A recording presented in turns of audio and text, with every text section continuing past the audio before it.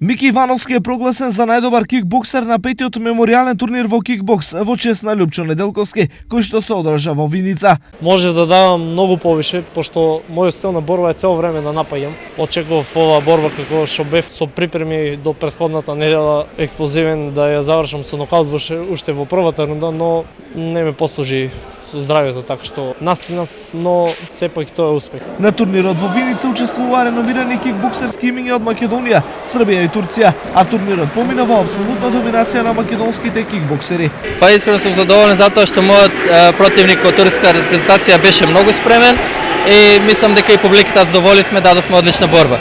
Турнирот беше во организација на Македонската кикбокса федерација и општина Виница, која уште еднаш докажа дека е одличен домакин. Општина Виница останува да ги поддржува сите спортови кои што ќе се прикаже интерес да бидат промовирани во нашата општина, така да јас еве една најава дека во текот на оваа година ќе присуствуваме на уште многу вакви надпревари.